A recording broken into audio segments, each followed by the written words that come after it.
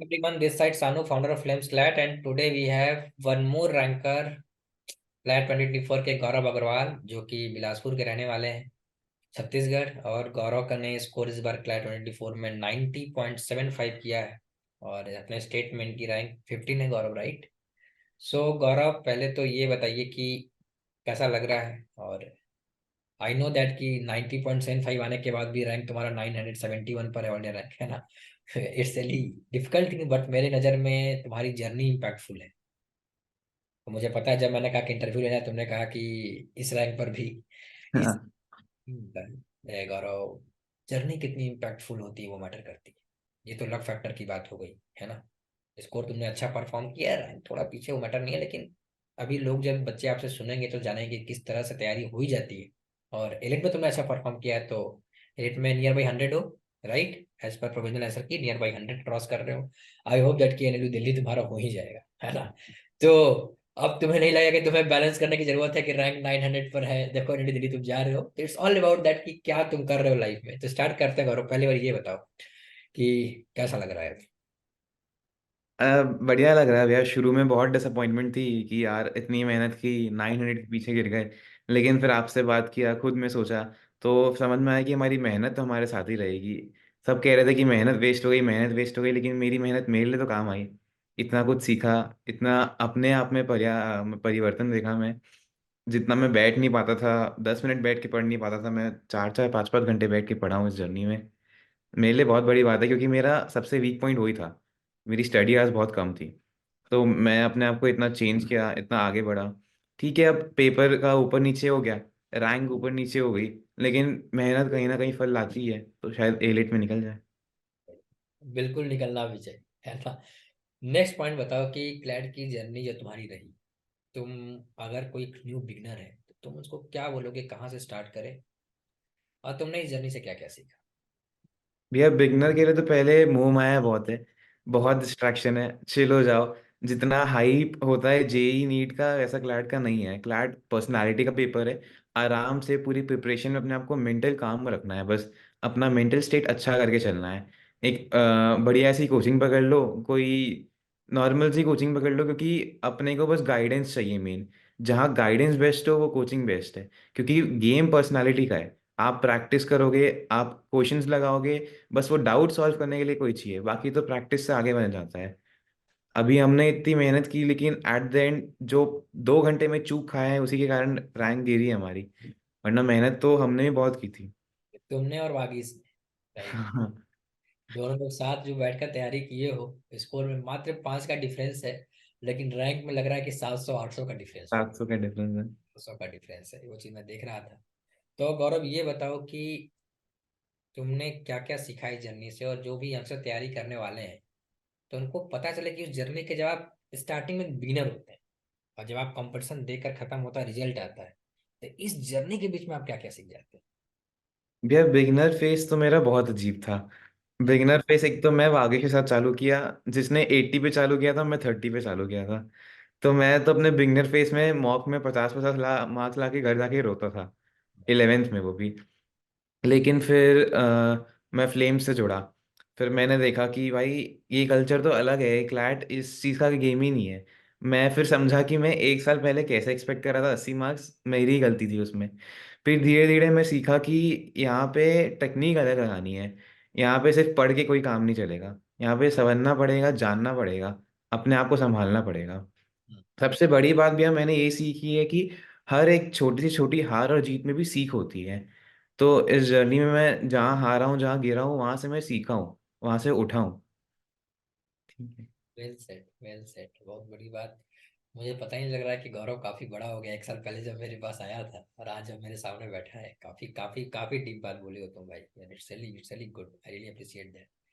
Third concern है कि बच्चों का कंसर्न है कि भाई इंटरव्यू देख रहे हैं आपका, तो मुझे जल्दी से बता दो कि सीआर कैसे किया, एलआर कैसे किया, आरसी कैसे किया, जीके कैसे किया, मैथ कैसे किया। तो जल्दी से तुम भी बता दो कि वो भी जल्दी से ही जानना चाहते हैं। आज के टाइम में टाइम देने वाले बहुत कम है, सबको बहुत जल्दी इन्फॉर्मेशन चाहिए। तो बताओ आप भी बहुत जल्दी कि सीआर, आरसी, लीगल, जीके और क्वांट्स का कोई सिलेबस है या कोई सिलेबस सिलेबस तो समझो नहीं है, कहने को ऑन पेपर है, कॉन्ट्स का है, हम्म। और बाकी सबकी भी टॉपिक्स तो लिखे हैं लेकिन सिलेबस समझो नहीं है। करने का ये है कि पहले दिन से प्रैक्टिस करो, बढ़िया मॉक दो। जैसे आप लोग ने बताया था मुझे, फ्रीक्वेंसी मॉक की अपने प्रिपरेशन के साथ चेंज करते जाओ। बिगनिंग में एक हफ्ते में एक मॉक, फिर दो करो, फिर उसको तीन करो। एंड डेली सेक्शनल्स लगाओ। सेक्शनल्स ज़रूरी है, काफ़ी ज़रूरी है। मैंने अपने टाइम पे उसको ज़रूरी नहीं समझा था, लेकिन एंड के 3 मंथ्स में मेरे को समझ में आया कि नहीं यार, सेक्शनल बहुत ज़रूरी है।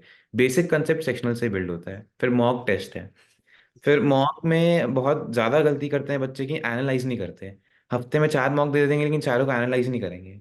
कोई मतलब नहीं है उनका। एक मॉक दो, उसको बढ़िया से एनालाइज करो, उससे ही होता है।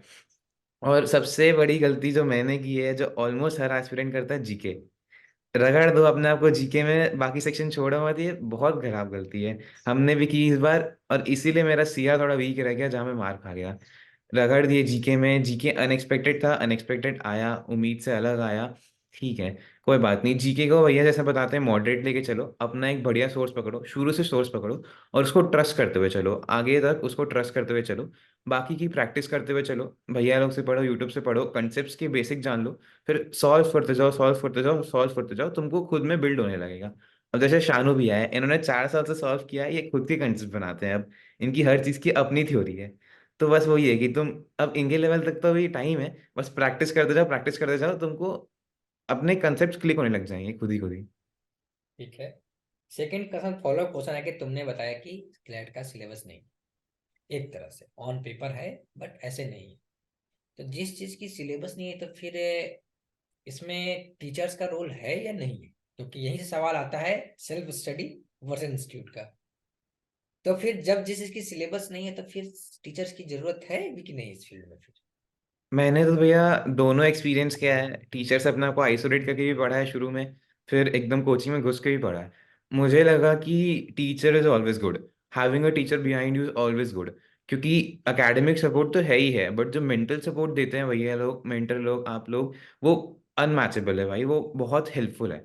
तो अबव एकेडमिक सपोर्ट के लिए मेंटल सपोर्ट के लिए teacher is must. And that too academic support के लिए भैया अपना पेपर इज सो सब्जेक्टिव, इसमें बेसिक्स बहुत ज़्यादा ज़रूरी है। अपना बेसिक शुरू से बनाना पड़ता है। एंड वो बेसिक खुद से बहुत लोग के नहीं आ पाते हैं, क्योंकि आजकल टेक्नोलॉजी का ज़माना है, कोई रीडिंग में उतना इंडल्ज होता नहीं है। यूजुअली मैं भी नहीं था, मैंने भी क्लैट के टाइम पे ही चालू की रीडिंग करना सारी।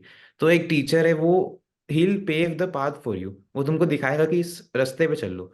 फिर उस पे तो सेल्फ स्टडी करनी पड़ती है, सेल्फ स्टडी तो हर जगह ही लगती है। ठीक है। आरसी को स्ट्रॉन्ग करने के लिए सेक्शन इंपॉर्टेंट है या कि बैकअप की थ्योरीज भी इंपॉर्टेंट होनी चाहिए? दोनों इंपॉर्टेंट है भैया, दोनों का आप इग्नोर नहीं कर सकते। लेकिन आरसी में मेरा आरसी आई कंसिडर स्ट्रॉन्ग, मुझे बढ़िया लगता था आरसी। क्लैट में भी मेरा एक ही गलत हुआ था आरसी में। और मैंने आरसी में शुरू से कंसेप्ट पे उतना ज़्यादा फोकस नहीं किया। जो भैया लोग क्लास में पढ़ाते थे मैं पढ़ लेता था, नोट्स बनाए थे, आखिरी टाइम रिवाइज कर ली थी। मैंने आरसी में रगड़ के सेक्शनल दिए थे, 40 सेक्शनल दिए थे मैंने, करीब 40 मॉक। तो आरसी में मैंने सेक्शनल दिए थे, उसी से आरसी सुधर गया। और फिर अपना ब्रह्मास्त्र तो है ही, न्यूज़पेपर, उसको तो छोड़ ही नहीं सकते, उससे भी फर्क पड़ जाता है। जय हिंद। ये बताओ कि सबसे इंटरेस्टिंग बात है कि डी डे सबसे इंपॉर्टेंट बात भी है। आज जो लोग बिगनिंग स्टार्ट करेंगे तो आज इंटरव्यू देखने आएंगे, लेकिन जो लोग सीरियसली तैयारी करेंगे और आखिरी तक जाएंगे वो वापस इस इंटरव्यू को देखने आएंगे। कुछ बात हम भूल ना जाए, रिमाइंडर के लिए इंटरव्यू देखते हैं। मुझे लगता है कि इंटरव्यू जो आज देख रहे हैं उनको लगेगा कि इनिशियल फेज क्या है, लेकिन इंटरव्यू वो बाहर भी देखने आएगा कि आखिरी में कुछ और भी बात तो नहीं बताया था गौरव ने, तो जो मेरे लिए बेनिफिशियल। तो डी डे का चक्कर क्या है? डी डे बहुत कॉम्प्लेक्स चीज़ है भैया। डी डे में आपको पता है कि आपको अपने आप को काम रखना है, आप सुबह से यही जापोगे बस कि भैया काम रखना है, दिमाग शांत रखना है, दिमाग शांत रखना है। लेकिन जो वेटिंग आवर होता है 1 बज के 2 बज के बीच में, वो जो 1 घंटा है, वहां पे जो दिमाग का ऊपर नीचे होता है ना, वो बहुत मुश्किल है संभालना। हमारा भी वहीं पे बिगड़ा था जो बिगड़ा था, क्योंकि वो 1 घंटे में आप लोगों को देखते हो इधर उधर करते हुए, कोई पढ़ रहा है, कोई बैठा है, कोई कुछ सोच रहा है, समझ नहीं आ रहा होता है। तो डी डे में सबसे पहले तो अपने आप को शांत रखो, कि क्लैट एक पेपर है, और बस एक पेपर तुम्हारी मेहनत को मापने का कोई सही जरिया नहीं है। तुम अपने आप को शांत रखो, इसको एक पेपर जैसे दो। जितना जितना तुम पढ़े हो, जितनी मेहनत की हो, उस पर भरोसा रखो, अपने आप पे पूरा भरोसा रखो, और आगे बढ़ो। पेपर के वक्त अपने आप को शांत रखना एकदम, और कुछ भी गलती होगी तो बस ये याद रखना है कि 120 में से एक मार्क्स में गलती हुई है, अभी भी 119 मार्क्स बचे हैं, तो उस पर ध्यान देना। Very good. नेक्स्ट क्वेश्चन मेरा यहीं से आता है कि मॉक की जो स्ट्रेंथ होती है और जो सेक्शनल की होती है, तो how to make a balance between sectional test as well as mock test. Sectional और मॉक, पहले तो भी अपना टाइम रूल सेट कर लो, वो बहुत इंपॉर्टेंट होता है। कि मॉक में तुम जितना टाइम दे रहे हो तुम्हारे स्ट्रेंथ और वीकनेस के हिसाब से, उसको तो सेक्शनल से कम ही करना है। 5 मिनट तो कम ही रखना है सेक्शनल में, एक वो है। और फिर मॉक तुम्हारे ओवरऑल प्रिपरेशन का एनालिसिस हो जाता है। तो जो तुमको दिक्कत हो रही है मॉक में, जिस सेक्शन में तुम कमी कर रहे हो, पहले तो उस मॉक के कंसेप्ट को निकालो कि भाई मैं अजम्पशन में वीक हो जा रहा हूँ, मैं कंक्लूजन में वीक हो जा रहा हूँ। फिर सेक्शनल भी टॉपिक टेस्ट निकालो एंड उसमें अपना को रगड़ दो।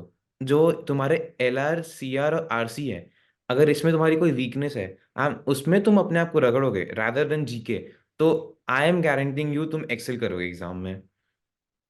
Very good. Last but not the least, second last follow question है कि एक साल हो गए तुम्हें फ्लेम्स में, आई गेस दिसंबर में आए थे ना लास्ट ईयर, जो हमारी पहली बैच स्टार्ट हुई थी। इस बार भी हमारी नेक्स्ट की पहली बैच स्टार्ट होगी। हम लोग कोई 2 साल को पढ़ाते नहीं है, एक साल को ही पढ़ाते हैं। तो कैसा रहा जर्नी फ्लेम्स में ऑनलाइन इंस्टीट्यूट?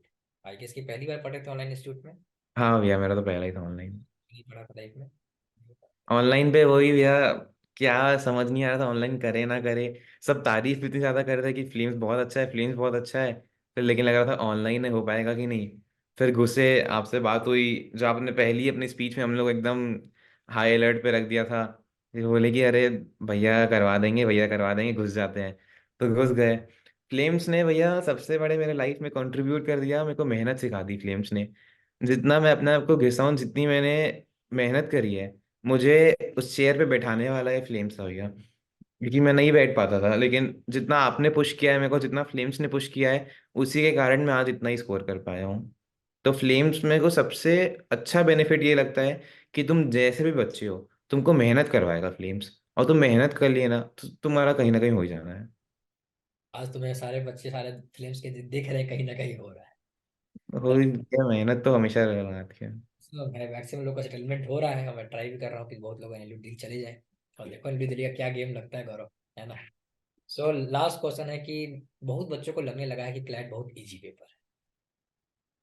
तुम्हें क्या लगता है कि जो नेक्स्ट ईयर क्लैट आएगा, जिनको लग रहा है कि अब तो आराम से 4-5 महीने बाद तैयारी स्टार्ट करेंगे और बेसिक्स पढ़ लेंगे तो हो जाएगा, एजम्पशन कंक्लूजन पे ध्यान नहीं देंगे, 2 दिन प्रैक्टिस कर लेंगे तो हो जाएगा, क्या ये मिथ है या रियलिटी है कि ऐसे ही क्लैट निकलेगा अगले साल? ये एक बात है जो अपन इग्नोर कर देते हैं, कंजोर्टियम ने क्लैट को इजी तरीके भी खेल दिया है। वो भी एक ट्रिक थी। इजी देने का मतलब पेपर इजी नहीं था, पेपर का लेवल हार्ड हो गया, रैंक बिगड़ गई है। वो भी एक ट्रिक थी। यानी पेपर इजी देना मतलब ये नहीं कि अब तो निकल जाएगा। हमारा देख लो, हालत खराब है। तो भाई ये मत समझो, एक तो वो कंजोर्टियम है, उस पर विश्वास नहीं कर सकते। आज 0 लेवल पे पेपर दिया है, कल 100 पे भी दे सकता है। तो बेसिक तो वेरी काफी जरूरी है, ऑफ कोर्स जरूरी है। बट सिर्फ बेसिक पे भरोसे जाओगे ना, तो इजी पेपर भी बिगड़ सकता है। परफेक्ट। सो आई गेस कि we call off the day and thank you so much Gaurav, और बहुत अच्छा लगा। आई होप दैट कैनेडी दिल्ली फोड़ जाए, और जो कि हम चाहते हैं कैनेडी दिल्ली होनी चाहिए। बट अगेन तभी एनएलयू तुम्हें तो मिल ही रहा है क्लैट के थ्रू भी, अच्छा एनएलयू ही मिलेगा, खराब नहीं मिलेगा।